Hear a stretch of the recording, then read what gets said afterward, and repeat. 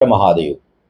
बड़ा ही सही समय आ रहा है। अब जो समय आ रहा है पूजा अनुष्ठानों के लिए लगातार अक्टूबर तक आपको खूब अच्छा मिलेगा, नवंबर तक, और जिसमें शुरुआत जो है वो हो रही है आषाढ़ मास के गुप्त नवरात्रि से। 15 जुलाई से यह प्रारंभ होगा और 23 जुलाई तक रहेगा। ऐसी मान्यता है कि गुप्त नवरात्रि जो है वो पूजा अनुष्ठान के लिए बहुत ही अच्छे होते हैं माँ भगवती के लिए। इसमें बस इतना हो कि अनुष्ठान अगर स्वयं कर रहे हो तो, या किसी से करवा रहे हो तो, जैसे हमारे यहाँ मान लीजिए आप बुकिंग कराते हैं चाहे कहीं भी करवा रहे हो, तो इसकी चर्चा नहीं करते, इसको किसी और से नहीं कहते। मतलब एक दो लोग जान रहे हैं, जाने, इसका ढिढोरा नहीं पीटा जाता, इसका बहुत ज़्यादा प्रदर्शन नहीं किया जाता। आजकल तो हम लोग पूजा का भी प्रदर्शन करते ही हैं, कहीं जाते हैं दर्शन करते हैं तो हम यहाँ गए वहाँ गए। खैर, जमाना है लिखना चाहिए, कभी कभी हम भी लिखते हैं। लेकिन ये जो पूजा है ये स्वाध्याय की है, एनर्जी बढ़ाने की है, क्योंकि इसके तुरंत बाद अब श्रावण मास शुरू होगा भगवान शिव का। तो देखिए कितना अच्छा संयोग है कि शक्ति की उपासना करके फिर हम शिव की उपासना करेंगे पूरे 1 महीने। तो ये अद्भुत समय प्रारंभ हो रहा है। और इस दौरान कई हम लोग अक्सर पूजा कराते हैं जब कष्ट में होते हैं, प्रभाव बढ़ाने के लिए नहीं करते। तो जबकि पूजा दोनों में काम करती है, अगर कोई समस्या है तो उसके समाधान या उसको सप्रेस करने में भी सहयोगी होती है, और अपनी ताकत, समृद्धि और शक्ति को बढ़ाने के लिए भी होती है। तो देखिए अब सावन मास प्रारंभ हो रहा है, माँ शक्ति की आराधना से प्रारंभ करेंगे, फिर उसके बाद श्रावण मास प्रारंभ हो जाएगा, उसके बाद पितृपक्ष आएगा, और उसके बाद पुनः शक्ति की उपासना से जो है लगभग समापन होता है, क्योंकि दीपावली में भी माँ लक्ष्मी की ही आराधना करते हैं। तो ये एक गजब का कॉम्बिनेशन है, शक्ति से प्रारंभ, मध्य में शिव और पुनः शक्ति।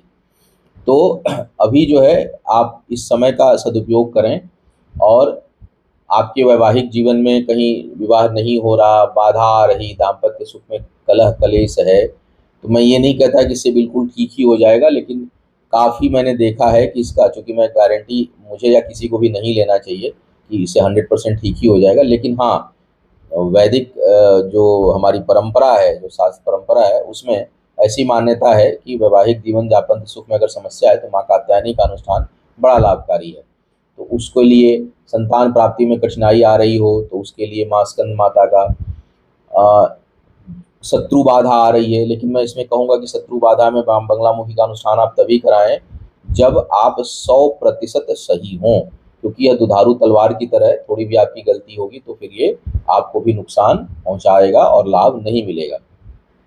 कई बार हम लोग पितृदोष बहुत सीवियर होता है और उसमें ऊपरी बाधाएं प्रभावित करती हैं, तो उसके लिए जो है माँ वन दुर्गा का अनुष्ठान, 10 महाविद्या का अनुष्ठान, ये बड़ा लाभकारी, ये सभी अनुष्ठान हमारे यहाँ उपलब्ध हैं, कराए जाते हैं, किए जाते हैं। इसके साथ साथ अगर देखा जाए तो धन समृद्धि में वृद्धि के लिए माँ लक्ष्मी अनुष्ठान, लक्ष्मी गणेश अनुष्ठान, लक्ष्मी कुबेर अनुष्ठान, लक्ष्मी कुबेर गणेश अनुष्ठान, तीनों का कॉम्बिनेशन अद्भुत। तो शुभता, धन और ऐश्वर्य तीनों की प्राप्ति के लिए, और सब कुछ समृद्धि के लिए अगर देखा जाए तो बिना किसी उद्देश्य के सर्व कामना सिद्धि के लिए जो है वो दुर्गा सप्तशती का अनुष्ठान, ये सभी चीज़ें बड़ी लाभकारी हैं इस दौरान, और इसका आप लाभ उठा सकते हैं। जो लोग, बस हमारे यहाँ सिर्फ इतना रिस्ट्रिक्शन है कि जो हमारे एग्जिस्टिंग क्लाइंट हैं उन्हीं की पूजा अनुष्ठान चलती है। तो अगर आप कभी परामर्श लिए हों या अभी समय है कुछ पूछना हो तो 13 तारीख तक आप परामर्श ले सकते हैं, ले करके पूजा बुक करा लीजिए। एकदम से अननोन लोगों की पूजाएं हमारे यहाँ नहीं बुक होती हैं, और साइट पर है, कोई कठिनाई हो तो आप ईमेल आईडी पर मेल डाल लें, पूछ लें। व्हाट्सएप नंबर भी रहता है, उस पर आप व्हाट्सएप करके आप जानकारी प्राप्त कर सकते हैं, कुछ पूछना हो तो एग्जिस्टिंग क्लाइंट्स के लिए। तो ये एक बड़ा बढ़िया समय आ रहा है, मुझे लगा कि मैं इस पर अलग से आपको वीडियो दे दूं और उसका आप लाभ उठाएं। जय माँ भगवती। ओम नमः शिवाय।